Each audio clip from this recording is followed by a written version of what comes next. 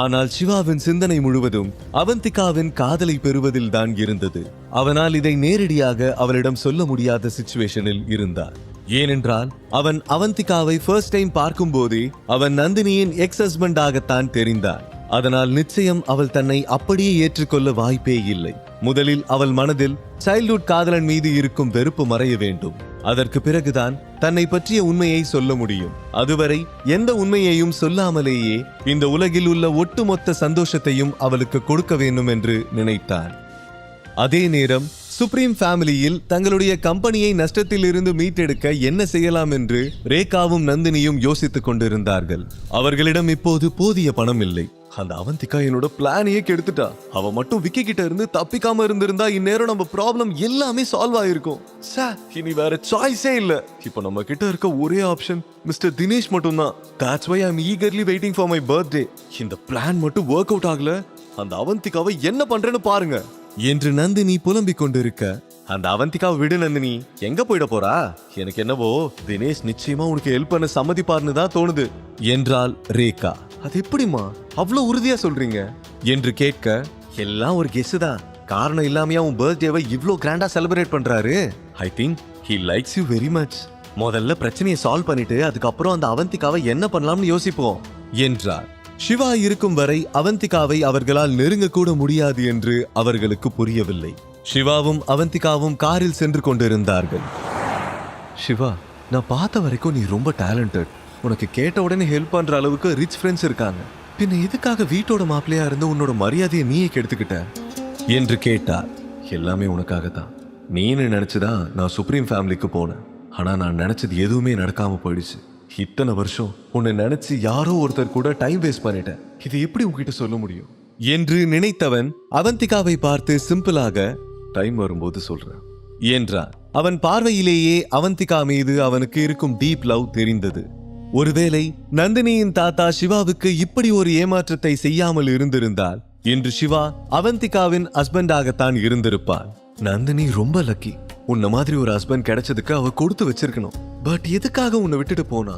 அவந்திகா திடீரென இப்படி கேட்டதும் அவனுக்கு எப்படி ரியாக்ட் செய்வதென்றே தெரியவில்லை. அவன் பேச்சை மாற்றி, டிரைவர் கொஞ்சம் வேகமா போங்க, 5 மினிட்ஸ்ல நம்ம போட் கிளப்ல இருக்கணும் என்று சொல்ல டிரைவர் காரின் வேகத்தை கூட்டினார். அவர்கள் ஒரு பங்களாவுக்கு எதிரில் வந்து நின்றார்கள். அவந்திகாவுக்கு அந்த புதிய வீடு பிடித்திருந்ததால் உடனே அந்த வீட்டுக்கு மாறிவிடலாம் என்று சிவா நினைத்து கொண்டிருக்க, கேட்டுக்கு வெளியில் இருந்த செக்யூரிட்டி ஓடி வந்து, நீங்க யார பார்க்கணும் என்று கேட்டார். நான் ருத்ரன் வில்லாவுக்கு போகணும், அது இப்போ என்னோடது என்றான். இதை கேட்டவுடன் செக்யூரிட்டி சிவாவை ஏற இறங்க பார்த்துவிட்டு சிரிக்க ஆரம்பித்து விட்டான். அவந்திகாவுக்கு ஒன்றுமே புரியவில்லை. செக்யூரிட்டி சிரிப்பதை பார்த்து சிவாவுக்கு கோபம் வந்து விட்டது. இப்போதுதான் மேனேஜரிடமும் சேல்ஸ் உமனிடமும் ஒருவரின் அப்பியரன்ஸை பார்த்து அவர்களை ஜட்ஜ் பண்ணக்கூடாது என்று சொல்லிவிட்டு வந்திருந்தான். மீண்டும் ஒருவன் அதையே செய்யும் போது அவனால் பொறுத்து கொள்ள முடியவில்லை. அவன் கோபமாக, உனக்கு இந்த வேலை முக்கியம்னா கடைசியா உனக்கு ஒரு சான்ஸ் தர. நீ யாருக்கு வேணா கால் பண்ணிக்க. ருத்ரன் வில்லாவோட ஓனர் யாருன்னு தெரிஞ்சுக்கிட்டு வா, அதுக்கப்புறம் பேசு என்றான். சிவாவின் சீரியஸ் டோனை கேட்ட பிறகு செக்யூரிட்டி பயந்து விட்டான். ஒருவேளை அவன் நிஜமாகவே ருத்ரன் வில்லாவின் ஓனராக இருந்தால் நிச்சயமாக அவனுக்கு வேலை போய்விடும் என்று பயந்தான். செக்யூரிட்டி பதில் சொல்வதற்குள் பின்னால் இருந்து ஒரு சிரிப்பு சத்தம் கேட்டது. சிவாவும் அவந்திகாவும் திரும்பி பார்த்தார்கள். அங்கே கிருஷ்ணா நின்று கொண்டிருந்தான். தர்மா குரூப்ஸ் அவனுடைய டீலை கேன்சல் செய்த பிறகு அவன் லிட்டரலி நடுத்தெருவுக்கு வந்து விட்டான். அதன் பிறகு எப்படியோ ஒரு வழியாக அவனுக்கு ஒரு கன்ஸ்ட்ரக்ஷன் கம்பெனியில் சேல்ஸ் மேனேஜர் வேலை கிடைத்தது. அவன்தான் ருத்ரன் வில்லாவை ரெனோவேட் செய்ய வந்திருந்தான். அவன் சிவா சொல்வதை கேட்டு சிரிப்பை அடக்க முடியாமல் சிரித்துக் கொண்டே அவனுடைய காருக்கு அருகில் வந்து, என்ன சொன்ன? நீ தான் இந்த வில்லாவோட ஓனரா? நீயே ஒரு யூஸ்லெஸ். உன்ன மாதிரி ஒருத்தன் இந்த ஏரியால வீடு வாங்குறத பத்தி யோசிக்கிறதே தப்பு. உனக்கு லாட்டரி அடிச்சா கூட உன்னால இங்க எதையும் வாங்க முடியாது என்று அடக்க முடியாமல் சிரித்தான். சிவாவின் கோபம் தலைக்கு ஏறியது. அந்த செகண்டே காரில் இருந்து இறங்கி கிருஷ்ணாவுக்கு தன்னுடைய ஸ்டைலில் பதிலடி கொடுக்க வேண்டும் என்று நினைத்தார். ஆனால் அவந்திகாவுக்கு முன்னால் வேண்டாம் என்று நினைத்து கைகளை முறுக்கி கோபத்தை கண்ட்ரோல் பண்ணி கொண்டார். அவள் ஏற்கனவே தன்னுடைய லைஃபில் நிறைய கஷ்டங்களை அனுபவித்து விட்டார். அதனால் அவளை கஷ்டப்படுத்தும் எதையும் செய்யக்கூடாது என்று நினைத்தார். சிவா உடனே காரில் இருந்து இறங்கி கதவை மூடிவிட்டு கிருஷ்ணாவுக்கு அருகில் சென்று, ஒருத்தரை இன்சல்ட் பண்ணி எல்லாம் கேன்சல் ஆகி இந்த நிலைமைக்கு வந்தோம். நீ இன்னும் மாறவே இல்லையா என்றார். அவனுடைய வார்த்தைகளை கேட்டவுடன் சட்டென கிருஷ்ணாவின் முகத்தில் இருந்த சிரிப்பு மறைந்து விட்டது. How dare you to talk like this? எனக்கு என்ன நடந்துச்சுன்னு உனக்கு எப்படி தெரியும்? நான் ஒன்னும் உன்ன மாதிரி நடுத்தருல வந்துடல. எனக்கு ஒரு நல்ல கன்ஸ்ட்ரக்ஷன் கம்பெனில வேலை கிடைச்சிருக்கு. உனக்கு இன்னும் டைம் இருக்கு. இந்த வில்லாவோட ஓனர் வரதுக்குள்ள ஒழுங்கா ஓடிடு. நல்ல வேலை, நான் இந்த வில்லாவை ரெனோவேட் பண்ண வந்தேன். அதனாலதான் நீ சுத்துற ரீல கேட்க முடிஞ்சது. திரும்பி போ என்றார். சொல்ல போனால் கிருஷ்ணாவுக்கு தான் இது கடைசி வாய்ப்பு. அவன் அந்த வில்லாவை நல்லபடியாக ரெனோவேட் செய்து கொடுத்தால் அவனுக்கு நல்ல கமிஷன் கிடைக்கும். அது மட்டுமில்லாமல் ஃபியூச்சரில் பல ரிச் கஸ்டமர்களும் கிடைப்பார்கள். ஆனால் அவன் சும்மா இருந்தாலும் அவன் வாய் சும்மா இருக்கவில்லை. சிவாவிடம் தவறாக நடந்து கொண்டு மீண்டும் அவன் தன்னுடைய கெரியரை கெடுத்துக்கொள்ள என்னென்ன பேச முடியுமோ அதை எல்லாம் பேசிக் கொண்டிருந்தான். அவனுக்கே தெரியாமல் அவன் ஒரு கோல்டன் ஆப்பர்ச்சுனிட்டியை இழந்து கொண்டிருந்தான். காரில் அமர்ந்திருந்த அவந்திகாவுக்கு சிவாவும் கிருஷ்ணாவும் பேசுவது தெளிவாக கேட்கவில்லை. அவர்கள் நண்பர்களாக இருக்கலாம் என்று நினைத்து கொண்டார். ஏனென்றால் சிவா கிருஷ்ணாவிடம் சிரித்த முகத்தோடு பேசிக் கொண்டிருந்தான். சிவா காருக்குள் அமர்ந்திருந்த அவந்திகாவை பார்த்து ஸ்மைல் பண்ணிவிட்டு கிருஷ்ணாவிடம், ஒருவேளை நான் இந்த வில்லாவோட ஓனரா இருந்தா உங்க கதி என்ன ஆகும்னு நினைச்சு பாத்தியா என்றான். நீ வேணா உன்னை வில்லாவோட ஓனரா கற்பனை பண்ணிக்கலாம். அதுக்காக நானும் அதை ஒத்துக்க முடியுமா? நந்தினியா உன்னை டிவோர்ஸ் பண்ணனான்னு தெரியும்ல. உனக்குன்னு ஓனா கார் கூட கிடையாது. நீ வில்லாவோட ஓனரா? சொந்த வில்லால இருக்கிறவன் ஏன்டா டாக்ஸில வர என்று கேட்டுக்கொண்டே அவன் வந்த காரை சுட்டி காட்டிய போதுதான் அவனுடைய பார்வை காரில் அமர்ந்திருந்த அவந்திகா மீது விழுந்தது. ஓ, இதான் விஷயமா? இதுக்குதான் இவ்ளோ சீனா? நந்தினி பிரிஞ்சதுக்கு அப்புறம் உன்னால அவளை மறக்க முடியல போல இருக்கு. அதான் நந்தினி மாதிரியே இன்னொரு பொண்ணை புடிச்சிட்டியா? பார்க்க சூப்பரா தான் இருக்கா. இதை கேட்டவுடனே சிவாவுக்கு கோபம் வந்தது. ஆனால் அவன் எதுவும் பேசவில்லை.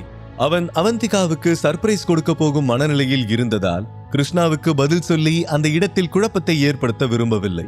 கிருஷ்ணா சிவாவை கடந்து அவந்திகாவிடம் சென்றார். அவள் கண்ணாடியை கீழே இறக்கினார். நல்லதுக்காக தான் சொல்றேன் கேளு. இவனால ஒரு பைசாவுக்கும் பிரயோஜனம் இல்லை. இந்த வில்லாவை காட்டி அவன் உன்னை ஏமாத்துறான். அவனை நம்பாத என்றான். கிருஷ்ணாவின் வார்த்தைகளை கேட்ட அவந்திகா நிச்சயமாக அவன் சிவாவின் ஃப்ரெண்டாக இருக்க முடியாது என்று உணர்ந்தாள்.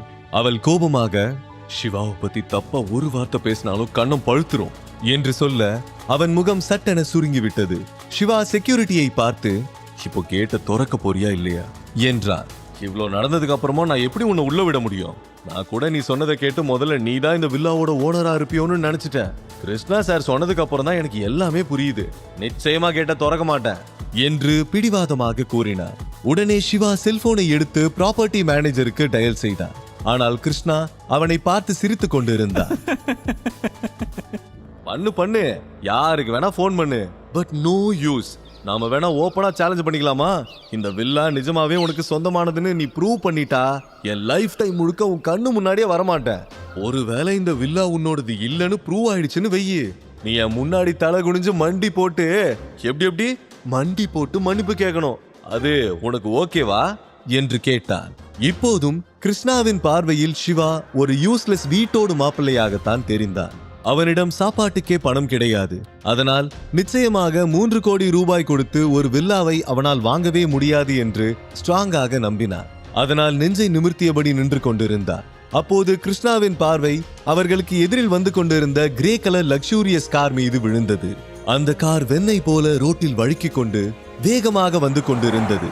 அந்த காரின் நம்பர் பிளேட்டை பார்த்தவுடன் கிருஷ்ணாவின் கண்கள் பிரைட் ஆகிவிட்டது. அது ப்ராப்பர்ட்டி மேனேஜர் ராகவேந்திராவுக்கு சொந்தமானது. ஏய் சிவா, ஒரிஜினல் ப்ராப்பர்ட்டி மேனேஜரே வந்துட்டாரு. 2 மினிட்ஸ்ல என்கிட்ட மன்னிப்பு கேட்டுட்டு நீ இங்க இருந்து ஓடிடு, இல்லனா மிஸ்டர் ராகவேந்திரா உன்னை ஜெயிலுக்கு அனுப்பிடுவாரு. அதற்குள் அந்த கார் அவர்களுக்கு எதிரில் வந்து நிற்க கிருஷ்ணா அவரை நோக்கி ஓடினார்.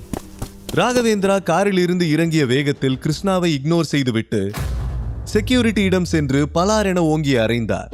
அந்த சத்தம் அந்த இடம் முழுக்க எதிரொலித்தது. அந்த இடமே சைலண்ட் ஆகிவிட்டது. இதை பார்த்தவுடன் கிருஷ்ணாவின் முகம் பேய் அறைந்தது போல மாறிவிட்டது. அவன் தன்னை மறந்து அவனே அடி வாங்கியது போல கன்னத்தில் கை வைத்தார். அவந்திகாவுக்கும் கிருஷ்ணாவுக்கும் சிவாவை பற்றிய உண்மை தெரிய வருமா? சிவா இந்த சிச்சுவேஷனை எப்படி ஹேண்டில் செய்ய போகிறார்? முழு கதையையும் கேட்டு மகிழ பாக்கெட் FM ஆப்பை டவுன்லோட் செய்யுங்கள். லிங்க் டிஸ்கிரிப்ஷனில் கொடுக்கப்பட்டுள்ளது.